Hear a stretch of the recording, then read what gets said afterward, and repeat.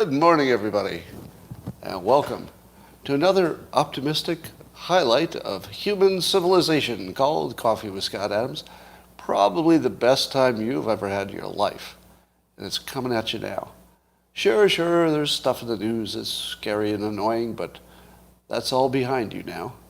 You're here, you're safe, you're with friends. It's all going to be better. And if you'd like to take it up another notch, and that's the kind of person you are, all you need is a cup or mug or a glass of tankard, chalice, stein, a canteen, jug, or flask, a vessel of any kind. Fill it with your favorite liquid. I like coffee. And join me now for the unparalleled pleasure, the dopamine hit of the day, the thing that makes everything better. It's called the simultaneous sip. Here it comes. Go.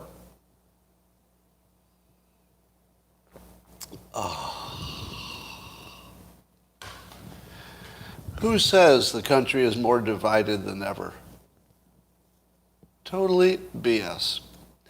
So part of the debate that you see on social media is the country should divide into separate countries because we're not one country anymore.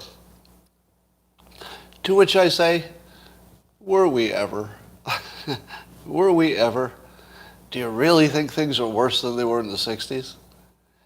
Some of it might be just bad memory or you're too young. If you lived through the 60s, this is nothing. America can handle this level of discontent easily. It's not even pressing the envelope at all. We are well within the everything is fine zone. It just feels like it's different because if you have a hobby of talking about the news, as I do, you get all these little nuggets of, that are designed to get your blood flowing, right? What do they report in the news? The news doesn't report things that are normal and, everything's going fine. The only thing the news shows you is stuff that's going to get your entire nervous system excited. So, of course, you think the world is falling apart if you follow the news or you follow social media, but it's not. It's not. Every time I walk outside the house, everything seems fine. Have you tried that experiment? You'll be looking at your phone and you're on Twitter. You're like, you stupid Democrats, stupid Republicans, you rhinos,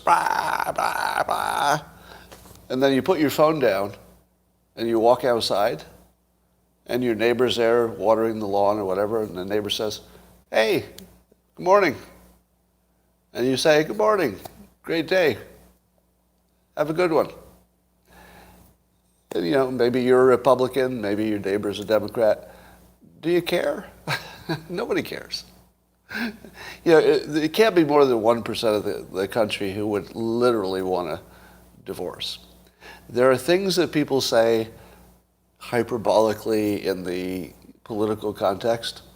So Republicans are always talking about an armed insurrection against their own government or having to defend themselves from their own government. But it's not that serious. It could be. I mean, it would only take, it would take the right trigger to make it serious, but we've never been close to it. There's nothing happening that's, close to that kind of a trigger. If the government said we're going to confiscate all your firearms, well, then I'd have a very different opinion. At that point, I'd say, okay, that's a problem. That's a problem. But we don't have that. Take a look at abortion, probably the most polarizing issue there is. And the people who are most hated by the left are people who are literally trying to save the babies of the left. And the right as well, but they were going to be saved anyway, right? The Republicans are trying to save the lives of the children of their enemies. Am I right? Because the Republican babies are largely being born.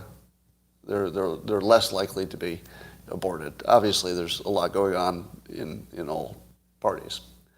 But it's a weird kind of, yes, the world is falling apart because Republicans really want their enemies to have healthy, successful babies. That's literally what's happening. Now, the way they're doing it is worth discussing, right? The way they're doing it is totally worth discussing, and we do. And what do we end up doing? Creating states where everybody can get what they want, but it's going to take some adjustment. It might take some time for people to relocate if they care enough. The country was designed where if we have huge disagreements, the states can account for that. They can give you enough variety that you can go where you want. You like low taxes? We got that. You like high taxes and higher social services? Come to California. You like the open borders? Live in a border state. You don't like that? Go to Wyoming. A lot less problem there. So I would like to be the one beacon of positivity in your day that will be surrounded with people trying to get clicks for getting you all excited. And I'll probably get all excited about some things too, but I'll try to keep it in perspective. And you can keep me honest. If you see me getting worked up about something that won't matter if I walk outdoors, I mean, literally, just walk out your front door. There's nothing going on out there. There's no riot in the streets. There's nothing. People are just sort of minding their own business, for the most part. Well, here's some good news, I think. The Nuclear Regulatory Commission made news by approving a small nuclear reactor design. I think it's specifically for the company NuScale, N-U-Scale. Is that Bill Gates' investment? Is that the one that Bill Gates has invested in, NuScale? Or is this the other one? What's the other one? There's another one that is in the news all the time. The other one is what? He's invested in one of the big modular startups for nuclear. Which one is it? Terra? Is it TerraPower? TerraPower, yeah, okay. That sounds right. Somebody sounds like they know what they're talking about. But NuScale won't be the only one that goes through this process. It looks like there are a number of other entities that are also looking for this kind of approval. Now, somebody said the other day that nuclear will never work because the economics can never work, and nobody has any idea how to fix that. To which I say, yes, they do. It's right here. I just read it to you. How they plan to fix the economics is to get an approved model of something that you could build smaller and modular, and it uses a technology that's unlikely to melt or impossible to melt down. Problem solved. If you've got the government approval and you've got a modular design where you can just make more of them after you get going, it looks like problem solved to me, economics-wise. Now that's easy to say because we also thought that the last versions of nuclear power plants would cost what we estimated, and then they all ended up being multiples of what we estimated. But even if that's true, for the modular, it's still going to be way cheaper than traditional. It looks like that's a good bet. So in 2029, they expect to maybe have some of these NuScale deals up and running, and that's not that far away. Imagine 6 years or so. Now, one assumes it'll be delayed, right? But let's say it's 10. Let's say they shoot for 6, but in 10 years, we're knocking off modular nuclear power plants like crazy. I feel like we've solved climate change. And the fact that the climate change people don't talk about this incessantly proves that it's not about the climate, right? I mean, it's also about the climate, but it's clear that this is in a purely political realm that people imagine is about the climate. Because if people actually thought it was about the climate, everybody would be all in on nuclear. Now, here's an interesting thing that somebody said as part of this story. Somebody in the industry said that the zeitgeist had changed in the last 2 years. So in the last 2 years, the common belief in society and in government was that nuclear had gone from the worst thing you could do to, well, we better do this as quickly as possible and do more of it. What changed the zeitgeist? The zeitgeist, by the way, let me define that, because that's one of those writer words. There's certain words that writers like to write and readers don't like to read, and that's one of them. Because if you're a good writer, you're writing at about the 6th grade level of comprehension, and that word is sort of college level. So zeitgeist just means the way people are thinking, right? So the way people were thinking, for some reason, changed in the last 2 years. What do you think did it? Was there anything happening in the last 2 years that would have changed the zeitgeist? Yes. Yes. Michael Schellenberger, for example, and a lot of other people helping, Mark Schneider, me, other people. But I do think that collectively we actually moved the zeitgeist. It looks like it. Because there was nothing else happening, am I right? The startups were crawling along, same as they are now. But what else changed? The only thing I know changed is that Schellenberger got a bigger audience and made his case so persuasively that people just heard it and said, okay, we're just going to go with you now. I think that's what happened, right? Because it wasn't like just the Republicans or just the Democrats. Pretty much society in general just sort of went to okay on nuclear from not okay. There's nothing else that changed. Yeah, Bjorn Lomborg wrote some books, and that's part of the persuasion as well, a big part. And then I see the suggestion that the Russia-Ukraine thing blew apart our old model of how we were going to get energy. But I would say that's too recent. I think the zeitgeist changed well before the Ukraine thing blew up. That's my opinion. All right. So when we heard about this raid on Mar-a-Lago, I tweeted that I was going to give my government 48 hours to explain itself. And then a weird thing happened. A whole bunch of people who were artists, mostly writers you've never heard of, flooded my mentions and said some version of this. Oh, cartoon boy, what are you going to do after 48 hours? Make a Dilbert comic about it? Are you going to overthrow the country? Are you going to run an insurrection? What are you going to do, Dilbert guy, after 48 hours?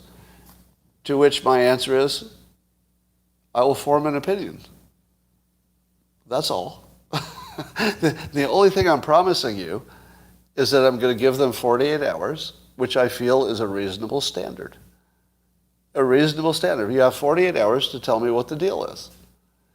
If they tell me what the deal is and I'm satisfied, okay, then I'm satisfied. If they don't tell me what the deal is, then I have questions. And a related question would be, why isn't Trump telling me what the warrant says? Because we got to ask that question too. Because they have to show the warrant to the recipient, right? It's only sealed from us. It's sealed from the public, but not from the recipient. The recipient gets a piece of paper that says, the law says we can check these things on your premise. So Trump knows exactly what the warrant says, but what he wouldn't know necessarily is why, right? If it's sealed, that doesn't mean sealed from the recipient. It couldn't be. It couldn't be. Am I wrong about that? The warrant says don't reveal the warrant. Oh, are you saying that the recipient knows, but he's not allowed? Let's see. We're getting some correction here. So I'm seeing people on both platforms telling me I'm wrong. So let's see if we can clarify this. So do me a favor. If you're a lawyer by profession, just put that in your comment so I can favor your comments. Like lawyer, : this is what it is. Right. Let's see if we work this out right now. So I'm looking for a lawyer to just tell me what's true, because most of us, I think, are guessing.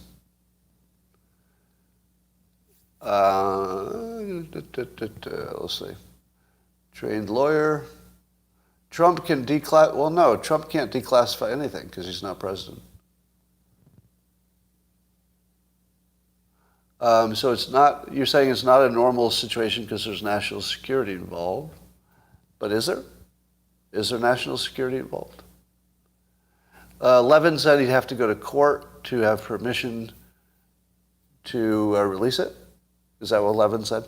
Did Mark Levin said that Trump would need court permission to release it? You're espousing the "so when did you stop beating your wife" argument. I am? I don't think I am. Why are we trying to rationalize the legality of a purely political act? Is it? We don't know yet, do we? I mean, it looks to be. It looks political. Trump lawyer was shown the warrant but didn't get a copy. All right. So interesting. All right. So I guess we don't have a Dilbert boy ain't talking so loud anymore. What's that mean? All the people who have failed as writers are very mad at me. Have you noticed that? They're very mad at me, and they also are unaware that I've had any career beyond making comics. It's very, very consistent. They feel like they're like cookie cutter, like artist trolls. You know, put something about writer in your profile and then go after that Dilbert guy. They're the one-star customers, yeah.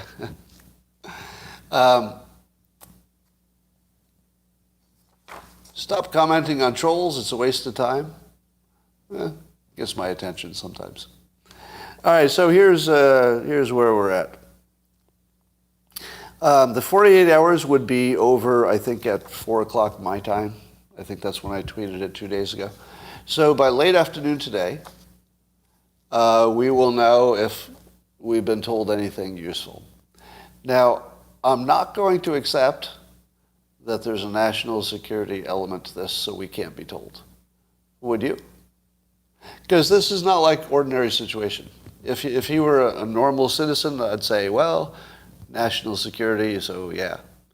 But I believe that whether it's national security or not, they could at the very least tell us the domain that they're looking into. Couldn't they? I mean, couldn't they say, for example, it's about January 6th, or they could say it's about something in the documents? There's something they could say.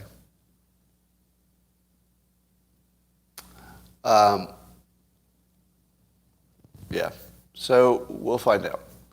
Now, the clock starts at the raid. Well, yeah, I think you're right. The clock should start at the raid. So then would the 48 hours be over already? It would be, right? Oh, okay. Yeah, I mean, I was thinking 48 hours from the time I tweeted, but it makes more sense. A lawyer says that being the Dilbert guy is not an insult. But somehow they make it sound like that minimizes my opinion. I hate to tell you this, but if you took the average IQ of successful cartoonists and compared it to the average, it would be a lot higher than you think. A lot of the successful cartoonists are literally physicists, lawyers, you know. A lot of them are really credentialed. Gary Trudeau, Ivy League. So being called a successful cartoonist is sort of a weird insult, isn't it? All right, so let's talk about this criticism from the Democrats who say, do a fact check me on this too. So the Democrats are saying that Wray was appointed by Trump. They're saying that the judge was a Republican appointee, the one who signed off on it, right? And so they're saying, well, if Republicans are involved in this, then there must be something to it. To which I say, but Republicans were involved in the Russia collusion hoax. Were they not? Were there any Republicans in the 50 former Intel people who signed off on the laptop? I mean, I don't know. But does it seem likely that all 50 of them were Democrats? I assume there were some Republicans. And how about January 6 hearings being managed by 2 Republicans, right? What about the Lincoln, what are those guys, the Lincoln Log group or whatever they are, the ones who are anti-Trump? So imagining that having Republicans involved means it's not a hit job, that doesn't track at all. Right? The other bad thinking I saw from somebody who does not have a STEM education is that Occam's razor, meaning the simplest explanation is usually correct, suggests that the most likely explanation for what we're seeing with this Mar-a-Lago raid is that the judge and also the attorney general must have seen something that was damning and important, because it's the best explanation. The way they're acting is as if they did know there was something important that they could maybe find. What do you think? Do you think that the simplest explanation is it's exactly what it looks like? They thought there was something important and they went to look for it. No, that is terrible reasoning. This is a logic and reasoning flaw. If you believe that the simplest explanation is correct, you might be very dumb. Do you know what the simplest explanation is? It's the one you think is correct. It's circular thinking, and people use it as if it's some kind of magic bullet to find the truth. It's literally the opposite of that.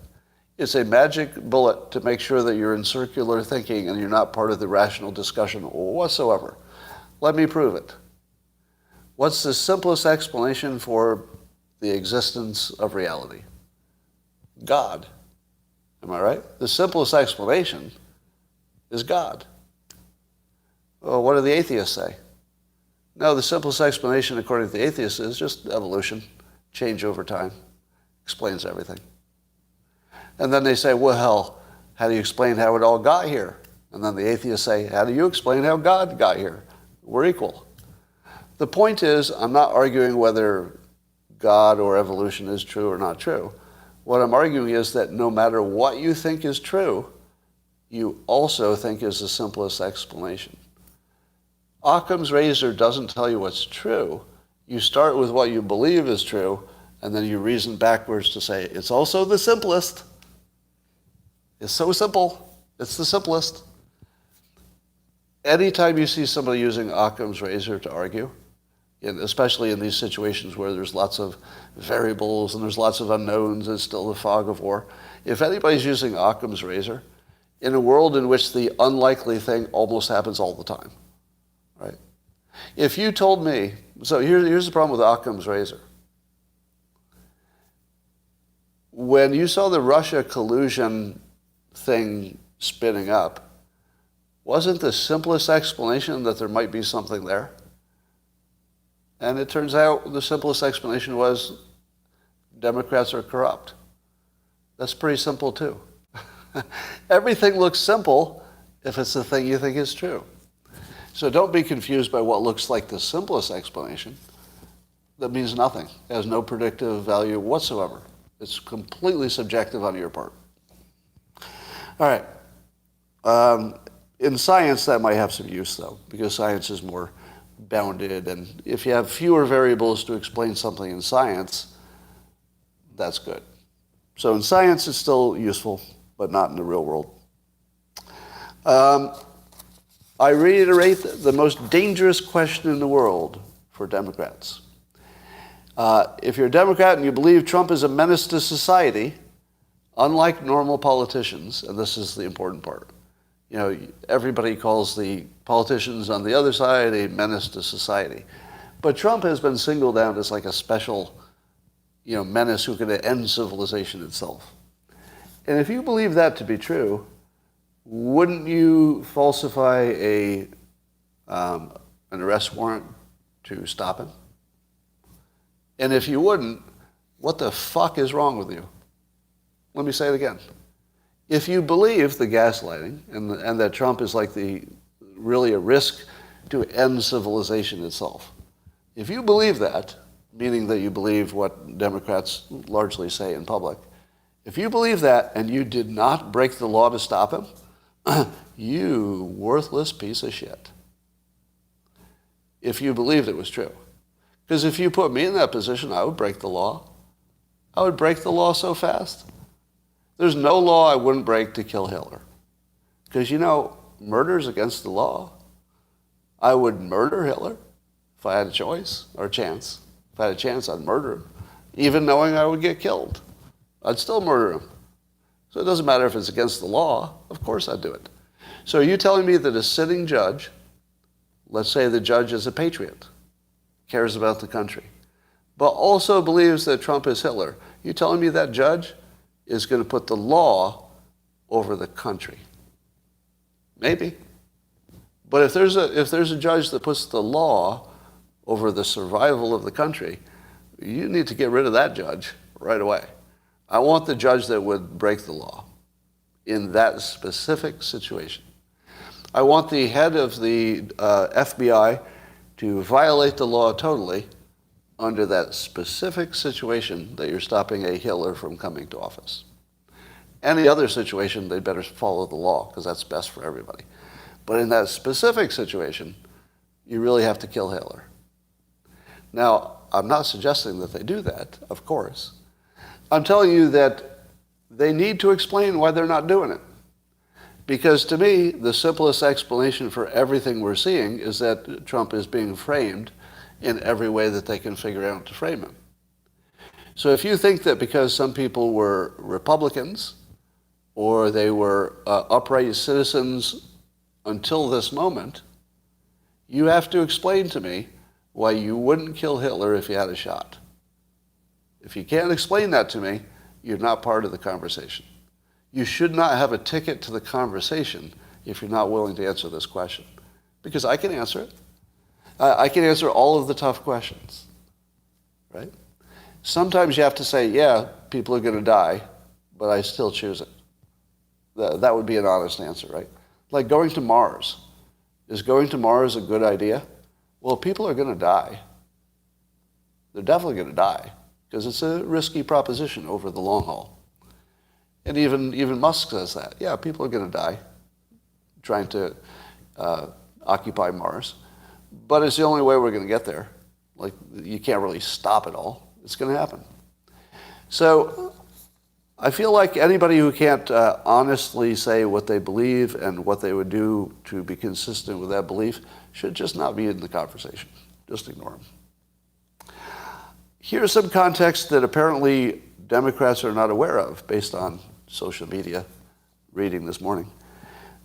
I don't believe that Democrats remember the Hunter Biden laptop thing was a disappeared story. I don't feel they know that. I feel it's just something that they didn't know about and then maybe lately they heard about. So they're missing the entire fact that the government is proven to have plotted to frame Republicans or plotted to keep a Republican out of office. Because the whole reason for the 50 past intel people signing off that Hunter Biden's laptop was Russian disinformation was to change the nature of politics, to change the result. To me, that looks like an insurrection. If you get 50 past intelligence people to lie, and I think they knew they were lying, don't know that, but I think they did. If you get 50 of them to lie, that is an insurrection if it changes politics. So you've got this January 6th committee looking into the wrong insurrection. There was an actual proven one with 50 people who have the types of jobs where they shouldn't be lying to the public, but they did. Now, what do you make of these 50 people? What I make is that they probably believed that Trump was a threat to civilization. I don't think that those 50 people were just acting out of just politics. I think they actually believed they were saving the world by keeping Trump out of office. So here we have an actual insurrection. In my opinion, this is a clear, proven insurrection. because the 50 people could not have known it was Russian disinformation, but they signed on to say that they did know that they did know that, and they didn't. So we don't have to wonder if the top level of government would plot against Trump. It's right there. And then, of course, Russia collusion. Have you ever talked to a Democrat about the Russia collusion hoax? Do you know what they all say? They all say it was proven to be true because Paul Manafort went to jail. They actually say it was true, as if that was the point of it, or as if Paul Manafort sharing some internal polling information with a Russian guy, which he shouldn't have done. I'm not defending it, but like that mattered. That didn't matter. He shouldn't have done it, but it didn't hurt the country to have some internal polling from the Trump campaign. I don't imagine there were any surprises in it, right? Yeah, and apparently the judge who signed off had he had represented Epstein as his lawyer. That's a little sketchy. Let me ask you this. If you represented Epstein as his lawyer, what is the likelihood that you could be blackmailed? It's close to 100%, isn't it? Just think about it. Who takes the job of being Epstein's lawyer? Would you take the job of being Epstein's lawyer if you had not been to the island? Yeah, maybe you have to be somebody who hasn't been to the island. But something tells me that just defending him suggests that you are blackmailable. Am I right? If you said, who's the most blackmailable judge in the whole world, I'd say, well, somebody who had a close association with Epstein is right in the middle of the blackmail black hole of the universe. Because I think we all assumed that Epstein was running a blackmail operation, right? I mean, he certainly was getting lots of important people in compromising situations, and I don't think that was an accident. So if you believe that a judge or a lawyer associated with Epstein, being on Epstein's side, makes him an easy target for blackmail, then you should not trust that judge. So I don't. So I don't assume that even if it was a Republican appointment, it doesn't matter if it's a Republican appointment. You know. Yeah, the Farr thing, well, it's boring. All right. And I would also add to my list that the FBI, for all practical purposes, they did confess to instigating the January 6th protest. Now, the reason I say that is that when Ted Cruz asked the representative of the FBI to answer the question, did the FBI instigate it, they decided to refuse to answer.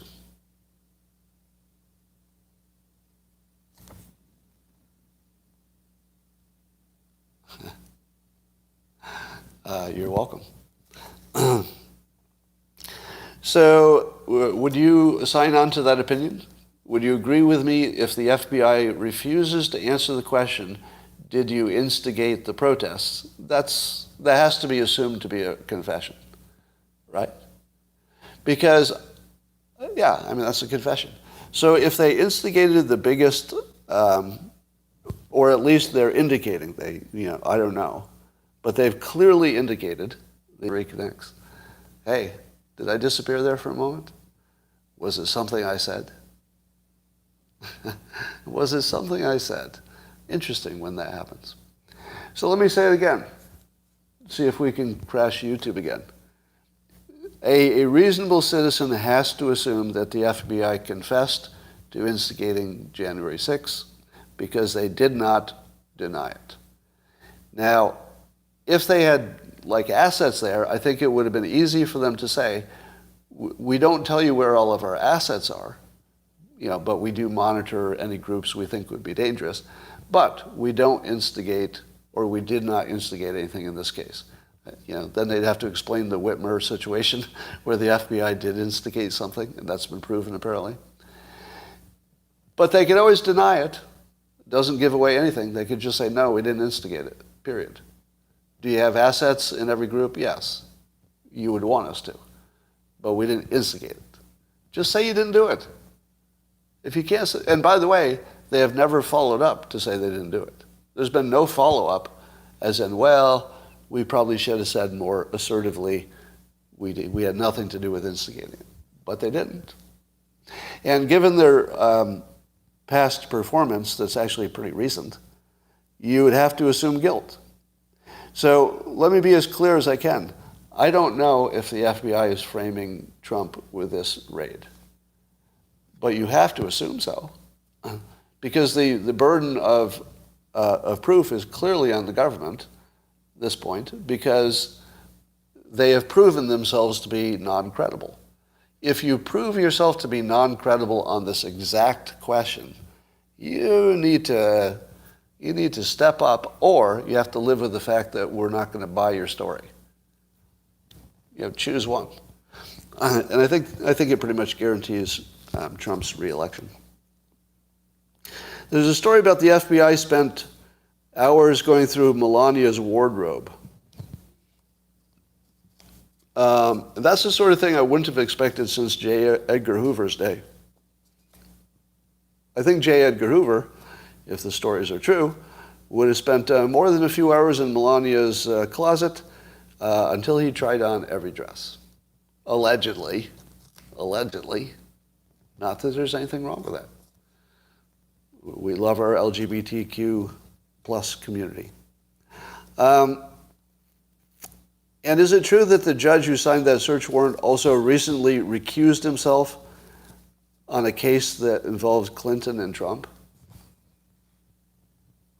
Really? Is that even true? I'm seeing it on social media. But this one just needs a really, doesn't it? Let me just say it again, and then you can all just say, really, at home. This same judge, who we're all trusting to be, even-handed and above politics, recused himself not that long ago on an unrelated case that involved Clinton and Trump. Really? Really? That's the guy who signed the warrant? That's like the last guy who should sign the warrant. All right.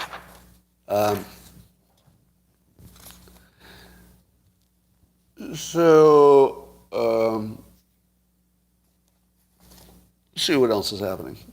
There's this congressperson named Perry who he said that he was traveling on Tuesday and that and you should know that he's also he's filed articles of impeachment against Garland.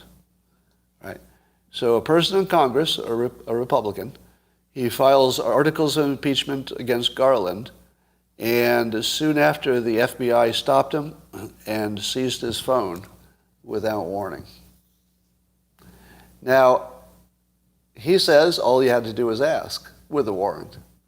But all he had to do was ask, and he would just give him the phone if there was a warrant. But instead, they stopped him and his family and took his phone from him. Now, I have a question. How much information is on the phone that's not in the iCloud or in the internet? Is there much? There is some, right? There's some messages that are maybe only on your phone. Is that a thing? Well, iCloud is encrypted, but can't law enforcement get it? So text messages would not be stored anywhere but the phone, right? So it would be the text messages only. Because email you can get to. I'm just wondering if we should allow law enforcement to seize phones. Here's what I would suggest. Somebody make an app that stores all of your text messages in your iCloud, if it doesn't already happen, right? So that 100% of the things on your phone, including your text messages, are in the cloud.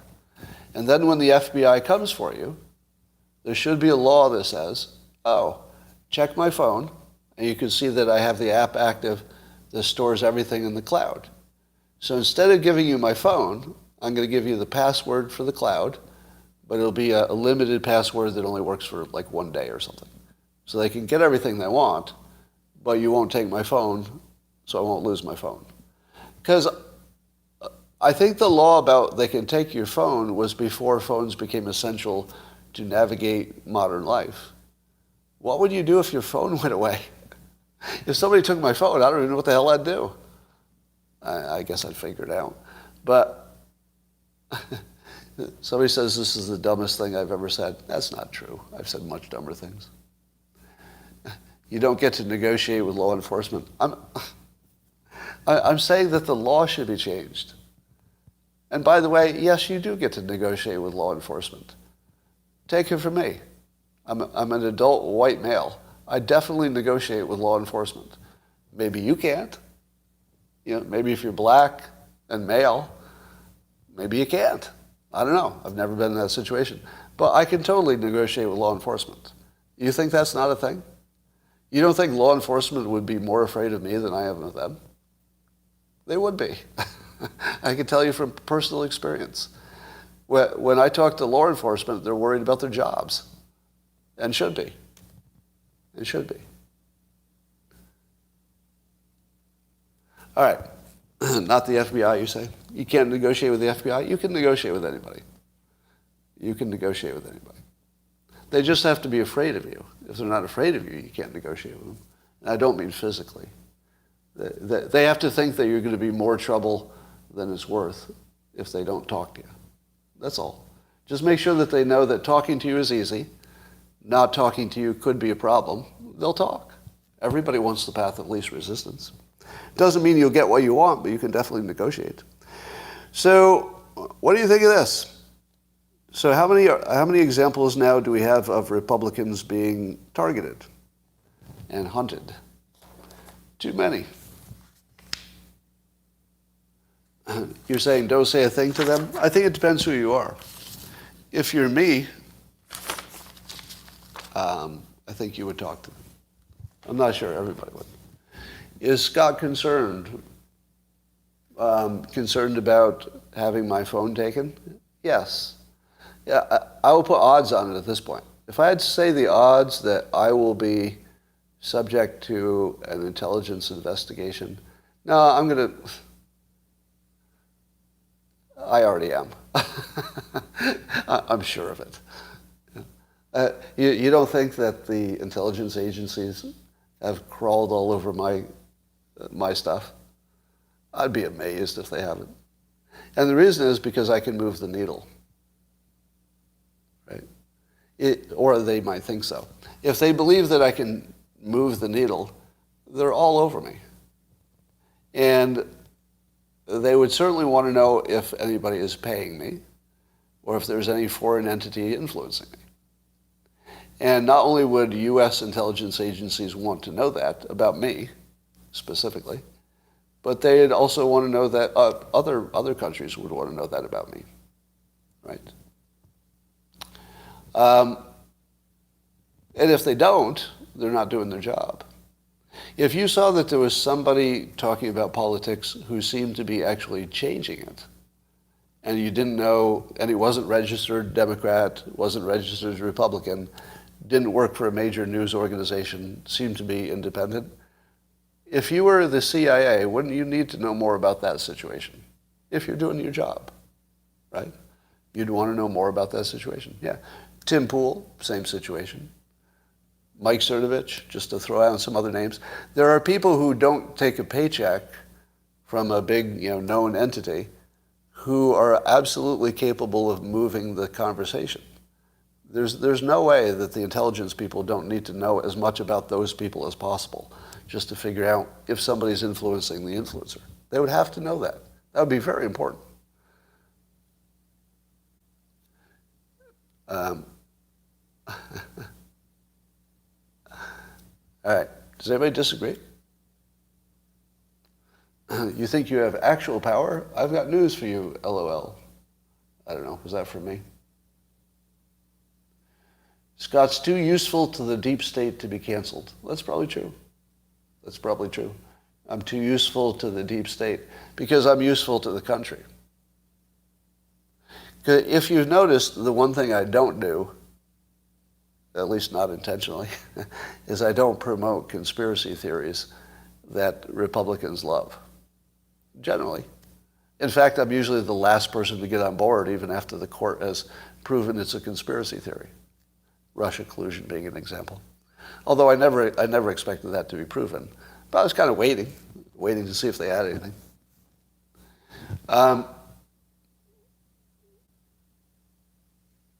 The local slud, yes, it is. Civil servants live in, yeah.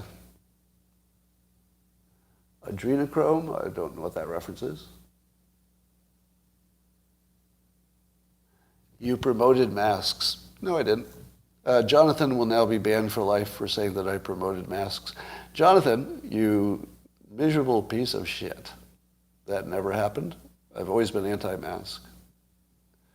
I'll hide you in this channel. You're gone forever. I remind you that criticisms about what I've actually said or done are very much allowed. You are allowed to criticize me as much as you want for something I actually did. But don't make shit up. Like, don't start with a lie and then act like you're defending it.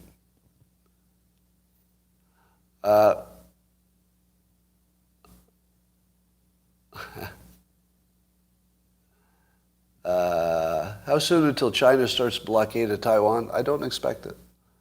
You know, China's best play with Taiwan is keep everything the way it is, which is actually everybody's best interest.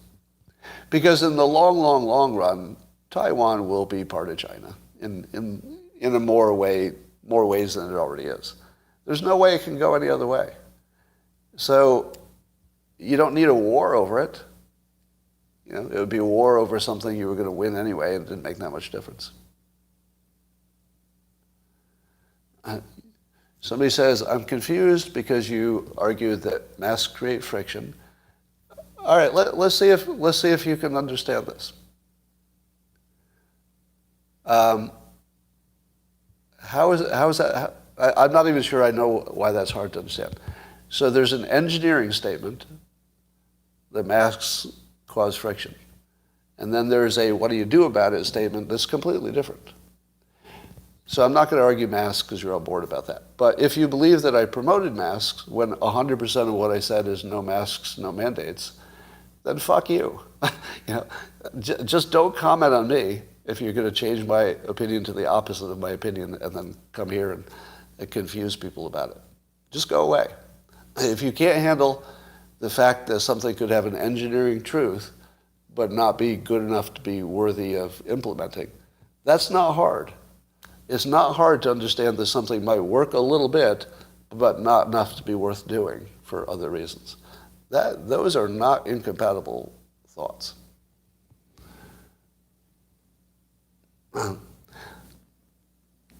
If you're saying I argued that they're effective, that's a little bit more than I did.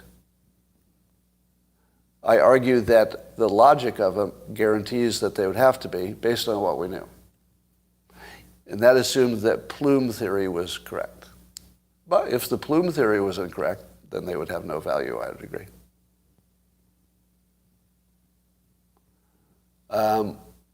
Do you think intelligence agencies are soft on Dems? Obviously, yes.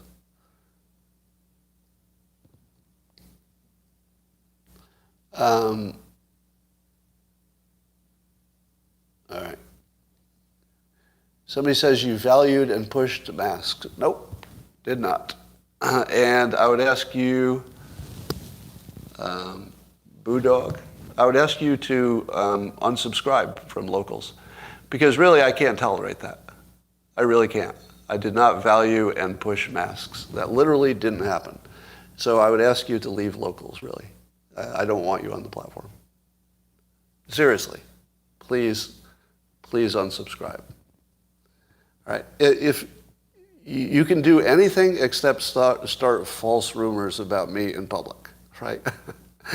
That's all. You just can't do that. Everything else is fine. You just can't do that. Okay?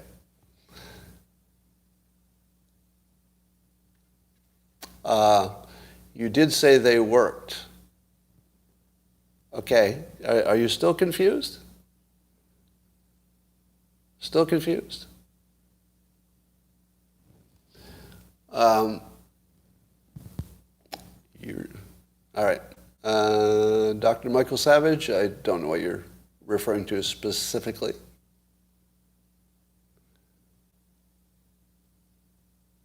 Seems like gaslighting now. You promoted cannabis. Did I?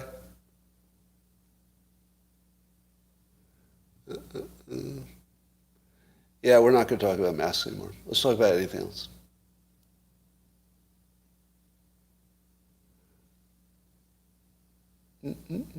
All right. Those are good rumors. Keep starting those. All right, I don't have anything else useful to say, so I think I'm going to go on. Why did I say I would talk to them? What do you mean? Why did you say you would talk to them? To the FBI? Why wouldn't I? I don't understand the question.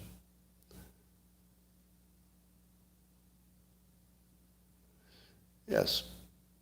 So a number of you have an accurate summation of my opinion, and I see it over on Locals. People are explaining it better than I was explaining it.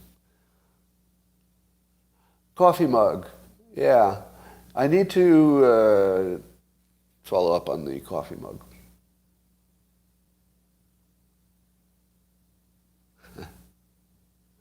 All right. And then I'm going to do some interview tests. We'll do that later.